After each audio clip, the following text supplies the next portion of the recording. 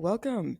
This is the first video of its kind, and I've wanted to make this for legitimately like months, probably even years. Um, so this is a new metal video.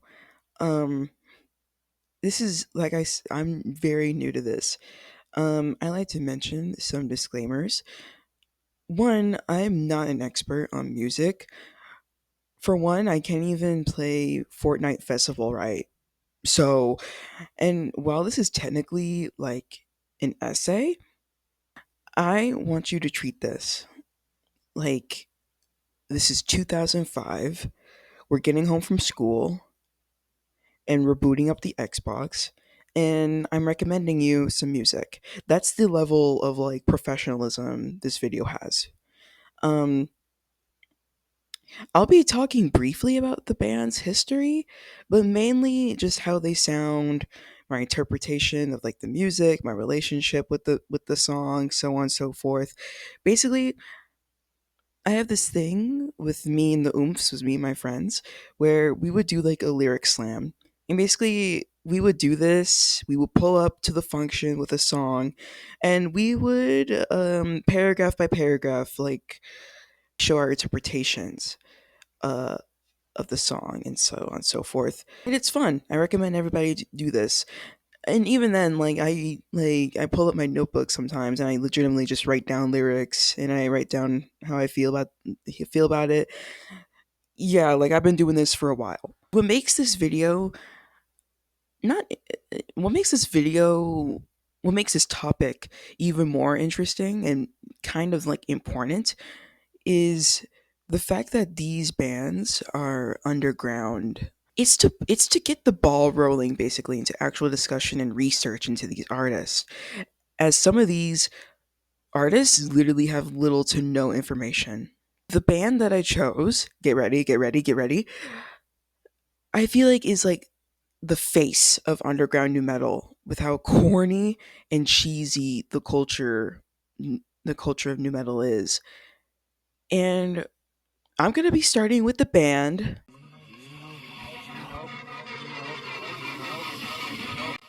Buny is a band from Florida Winter Park with their first and only album made around like August of 1999, which is like the peak of new metal at this time. One goofy ass thing I love about new metal is the fucking stage names. The members are Beaker, Bugs, Sega, Shag, and Stress.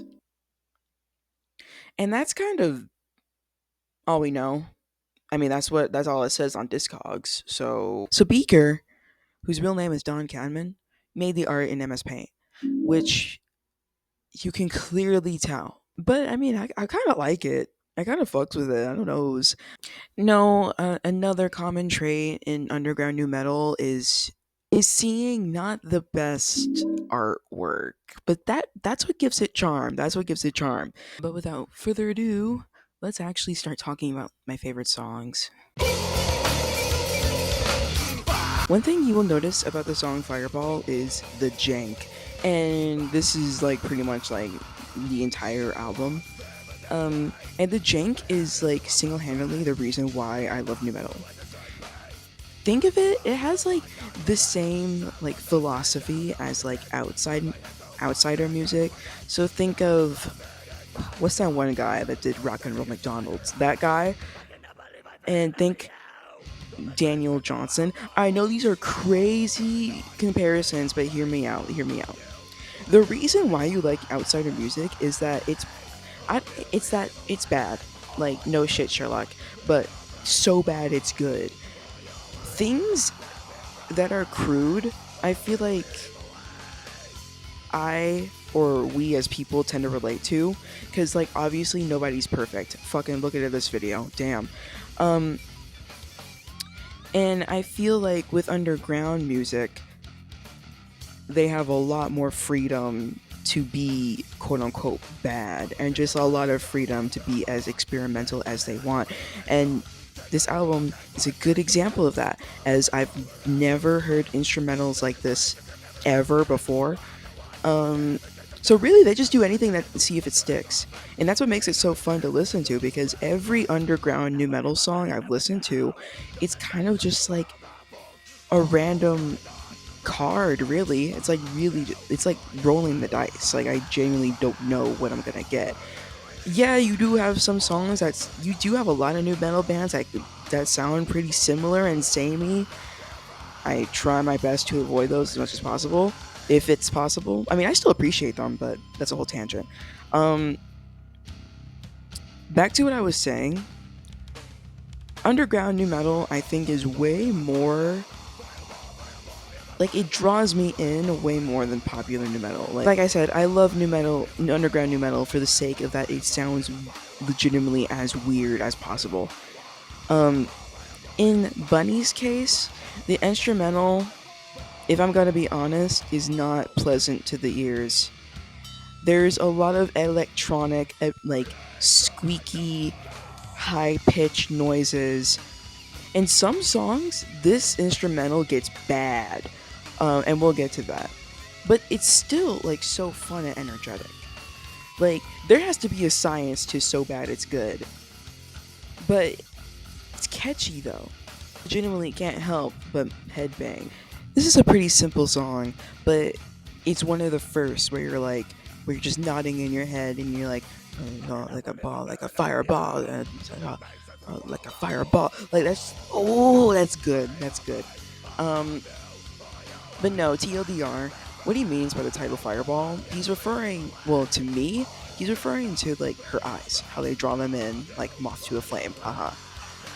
And how basically she's his fireball. And now he's like suffering of regret and realizing how much he's missing out. It's definitely a great like starter song to get you hyped for the rest of the album. My God, I'm feeling so homosexual right now! Okay, so this was the song I was talking about with that annoying ass instrumental in the back. But yet, this is like one of their most catchiest songs. But it's also one of the craziest new metal songs I've ever heard. By the way, happy Pride Month. A lot of new metal, you could argue, is like misogynistic. And this band literally does not help those claims at all. And I feel like this band is like a total exaggeration of just how unserious and juvenile the genre is. With lyrics such as cause she screams when I'm down on her. What the hell? It never fails. When it rains, it fucking hails. Everything's straight, yet girlies lust for the females.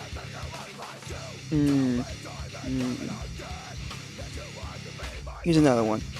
Go bitch, get your rainbow sticker, put it on your car. Show the world how different, show the world how proud you are of your individuality, your sexuality. But there's none for me and I'm fucking horny. You and her can see all the things you can stick in me. Fuck no, fuck that shit, that's sick. Okay, maybe I'll try it. What could they mean by this? Is he getting fucking pegged? Shit, your mind is made up, for the cunt is your main desire. Misrepresentation, fabrication, lesbian liar. Okay, so I feel like this song is an obvious joke. They literally talk about sticking shit in his ass. Like I feel like even they knew the song wouldn't age well with this lyric, quote unquote. You think my song is wrong for the time being. End quote. I think it's interesting the lyrics and the album itself, Chasing Run Runner. It's interesting because I feel like what they mean by chasing Run Runner is basically chasing fame.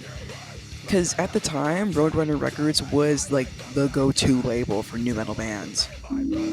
Though I think this song is funny as fuck in the sense of like, imagine being such a woman repellent that you're so like the coping is fucking serious. The way like He's so mad that he can't get laid. He's pissed off at the lesbians. Like 412 has never really been like my favorite song, and that's because I usually go for like the songs that are more upbeat in its energy and consistent with it, while this one has like its ups and downs, and that's fine. Um this song just never really like stood out to me. The title in itself is like really bland. Though I like to interpret like the title is numbers because they're referring to numbers in time, cuz like seconds specifically. Cuz that's the theme. That's what that's the chorus. I've loved you for 1 second. This song never stood out to me cuz literally like 99% of this album is talking about some bitch that fucked him over. So, and this song is kind of just one of that. Um, and I feel like they've like discussed this topic better in other songs, but I still appreciate this. I still appreciate like the creativity and using time. Um, and yeah, that's kind of all I gotta say, to be honest. Moving on. I was like befuddled as to what pork chops have to do with this song, and then I realized pork chop referring to cops as pigs, which this song is about. Um, I think this song has aged like wine, but sad in a sense that we've pretty much have always had an incompetent like government. And when bitches are like, keep politics out of alternative culture, they have legitimately have no idea what the fuck they're talking about, as that's the entire point of new metal and just alternative in general, which is to confront society and taboo topics, including politics. Why I love new metal is that it addresses these taboo topics. And it definitely does, on a level, give some respect to this album. Like, yes, this to an outsider, this album might just be like random ass noises and screaming, but with a song like this, it's like you're not giving this album a chance and not listening to what they truly have to say. Um, it shows that no matter who you are or what skill you have, you will use your art to your advantage to preach what you have to say. What I've always loved about new metal is like this sense of unity, that pretty much we're all singing about like the same thing. But I love how chaotic this song sounds. Like I visualize in my head like cop cars on fire, and the band performing amidst the flames. There is a lot of potential for like a music video, and which sucks that this band just never popped off like that. Um, the way Sega sings is so cartoonish though. Like he's one of the singers I would purposely would mock saying out loud, just for like shits and giggles, because there's no fucking way. Like I have to make a parody of this man. Um, next song. The lyrics for this song, and for a song that sounds so rough and angry, the way it's written, like so simple yet vulnerable, we kind of see like an extra layer to Bunny. You had to love me was your specialty. Um, this lyric has always been tragic to me because only you can understand a person's love language. Pretty much only you see that side of that person, and only that person can make you feel special. And he misses that. And it's the layer thing I was talking about, where it's just sad. Now when I'm around you, you ignore me. I've watched our passion go up in smoke, but you know I'm not real sure when my heart broke.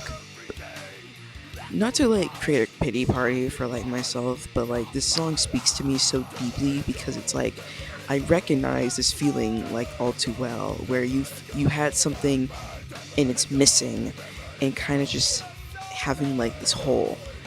But it's the way like this apathy in the relationship has been going on for so long. He doesn't even know where it began, and now it's like normalized to him. Do you remember the time when you were with me? Because you knew it was so easy. If you loved me, I can't tell.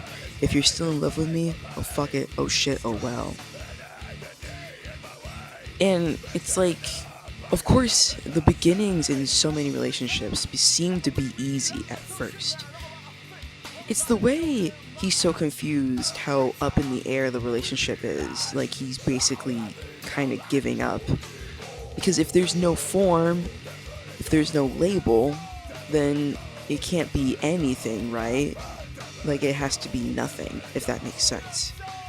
I think all of these songs kind of transition into each other really well. It almost kind of gives like the impression that it's almost a concept album. It's not, but it's fun to think about.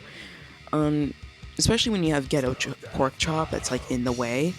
Though it could kind of feel like this album is a little bit of like copy and paste, but yeah, just general the decline of relationship, blah blah blah blah blah, all that. Next song.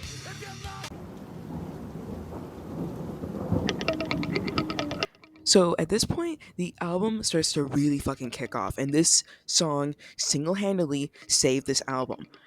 Otherwise, like I would have given this album like what, like a 7 out of 10. Um, but this song made it to like an 8. Because it's literally one of the best in this album. I continuously go back to this song a lot. It used to be on my Spotify repeats. It's really fucking serious. It's so fucking good for the bass riff itself. Like, the way the song flows like a slithering snake and the sensual moans. I mean, he kind of ruins it with, like, his vocals, but, like, we're kind of used to that fuck ass singing. But the lyrics, I mean, yeah, I'm easily impressed, because, like, is it really impressive what a straight man has to say? But hear me out, hear me out. The things that she wore were too revealing. A great body squeezed into tight clothes. I'm not a pervert, but buddy, I am sweating because I love the imagery here because you don't really like hear music. Well, I mean, I feel like a lot of music is kind of like immediately just absurd or just like as explicit as possible. Well, I feel like we're kind of I feel like this song is kind of escalating towards that, and we're gonna talk about that more. But I've never really heard a song where they talk about how tight somebody's like clothes are, and from this alone, I just feel the tension like rising. She grabbed my head and looked in my eyes. She said, "It's different. I gotta rise." Oh baby, what could it be? This seems to be going, in my opinion, maybe I'm just a hopeless romantic, but like this just seems to be going beyond just sexual excitement, but just the excitement for like potential of what this relationship could be.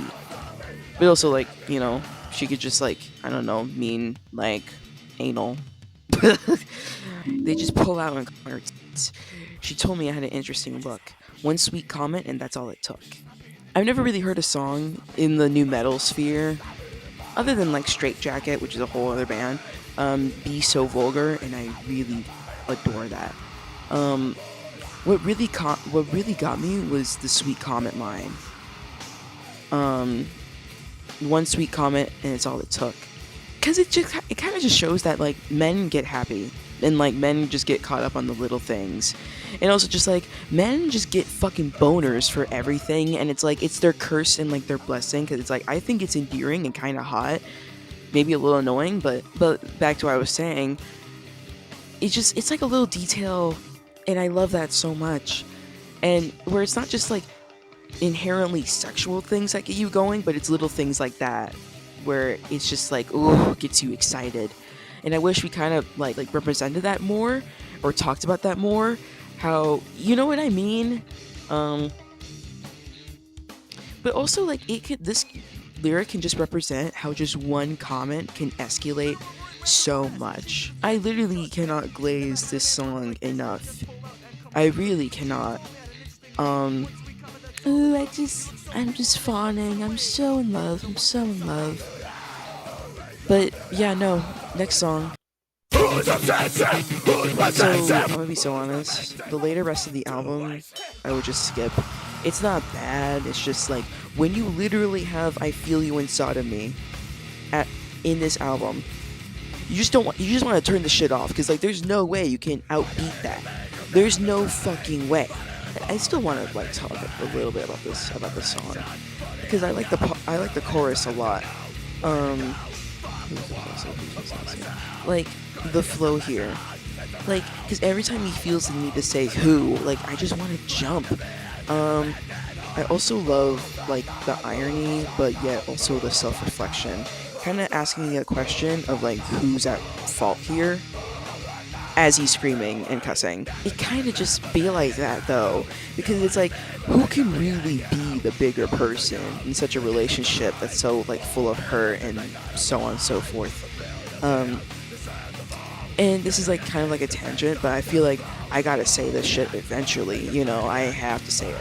What I love, I mean, I know these aren't love songs technically, but I just love the juxtaposition of new metal when they talk about love. Um, because you're talking about something so tender and vulnerable, but through a passionate and angry voice, and it does feel like in a way that like that's like the only way you can like properly like express yourself.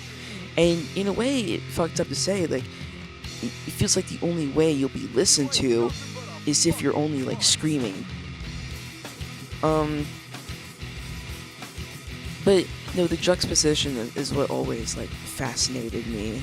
Um, and I don't know. I don't know. I kind of wish like I don't know if this is mentally ill, but it's like I kind of just wish it was like so easy to just grab a person by the shoulders and tell them how you feel, and just like borderline you have to like scream it because it's so bottled in. You know what I mean? But what do I know? What do I know? I like the start of the song a lot. Like I like how devious it sounds, but yet guilt-ridden, like a persistent burden. My sorrow has undoubtedly consumed me, and my lust of what's to be. Wish I didn't have to listen when you confessed. Beg you to go back and be deafened. I'm fine in my mind, and my mind is you. Your mind is mine too. I think it shows the level of obsession he has, and denial.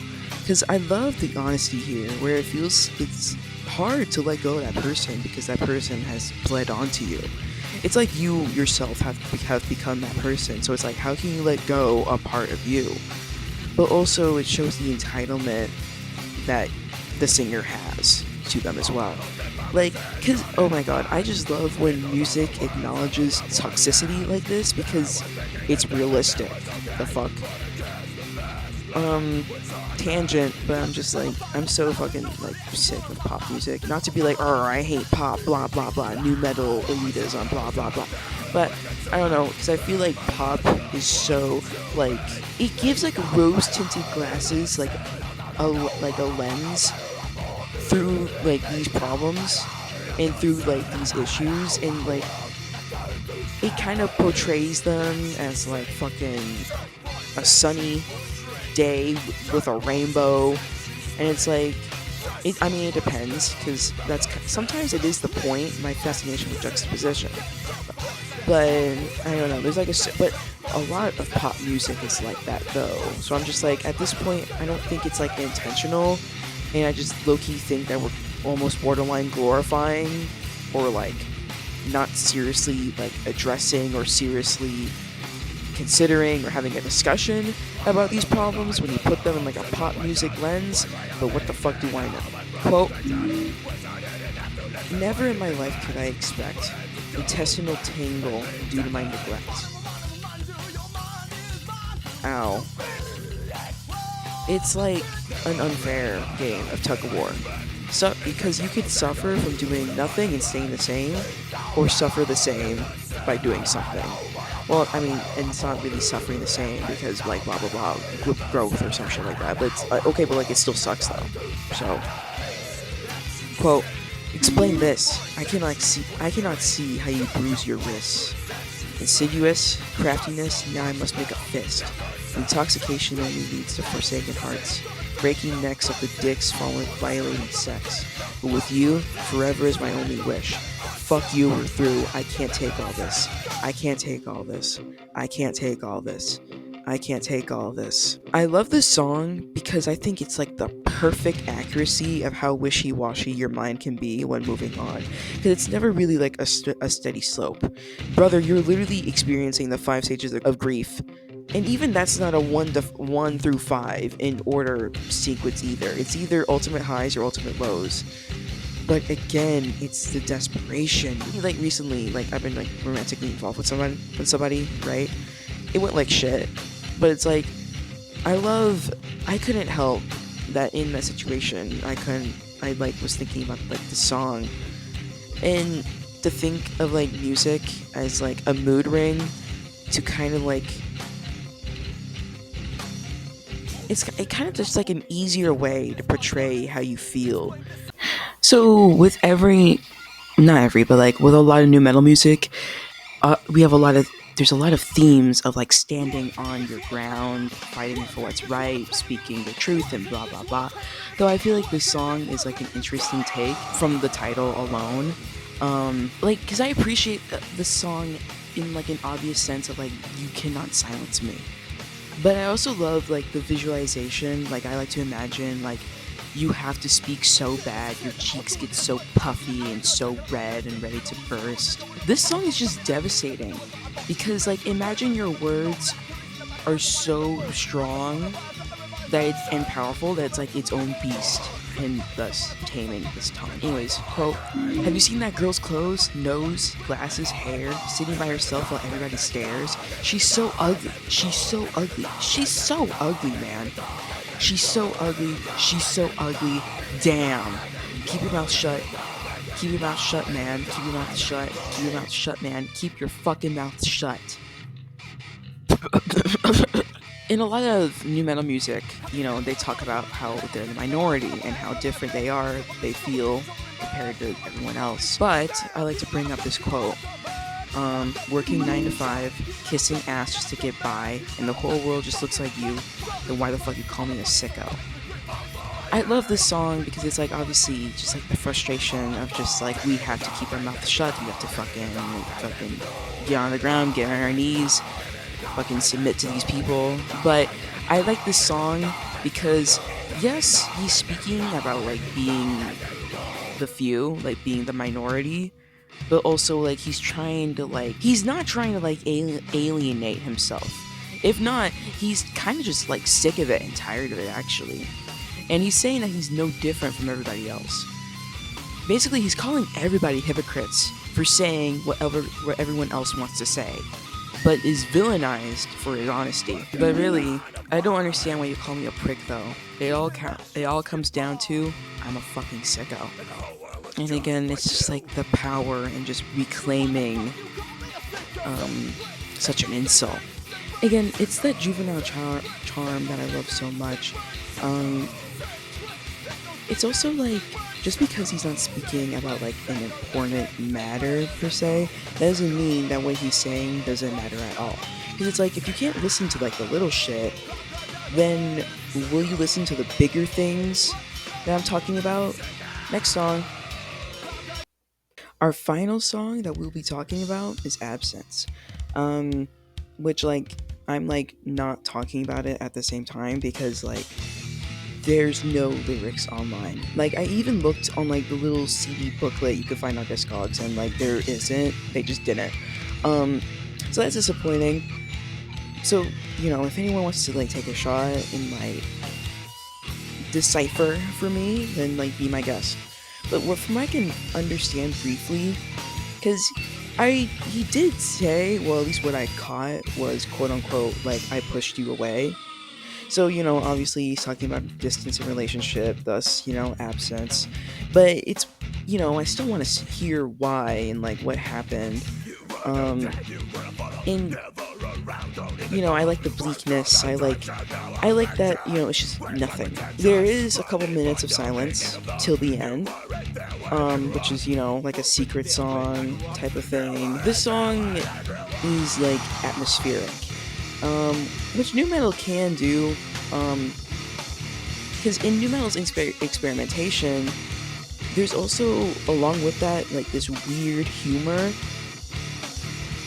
which it's weird. It's weird because he's repeating bunny, bunny, bunny, Bunny.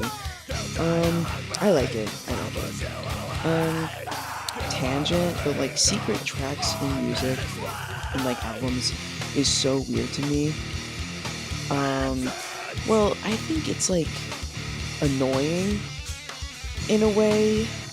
Um, I don't know if it's a dying thing in recent music because I don't listen to new music like that.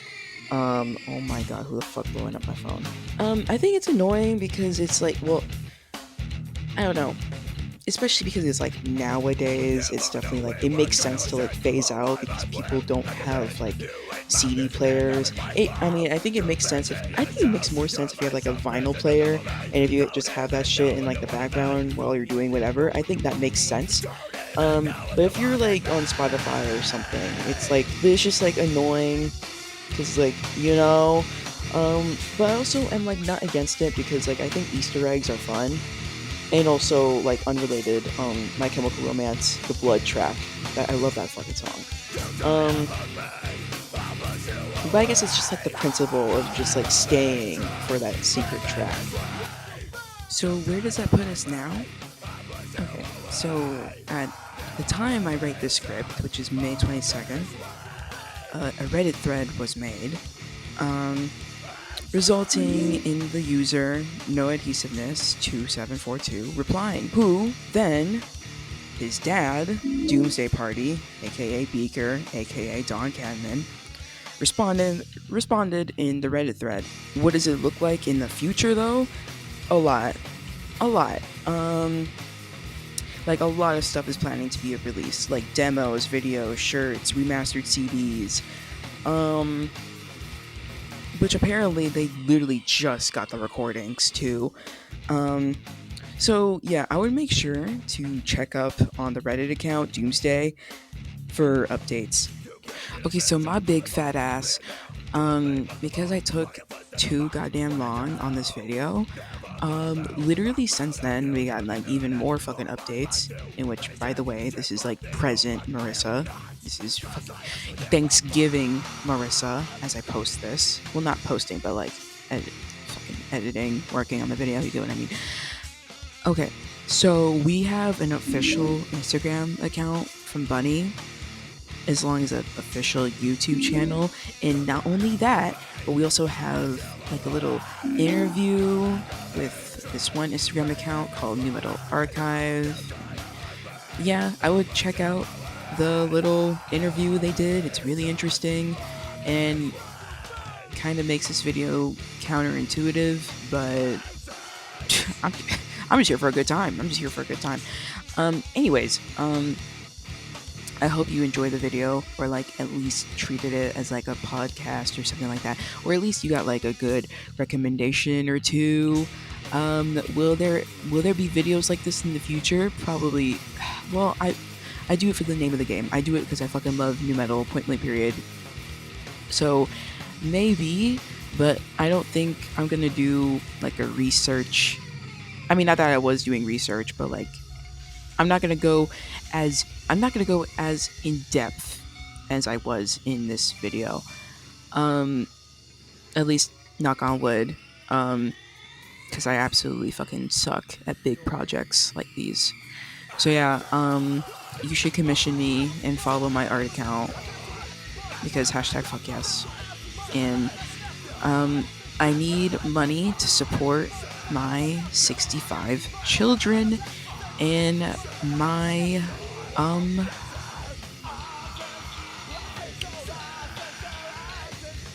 substance abuse. Yeah. So goodbye.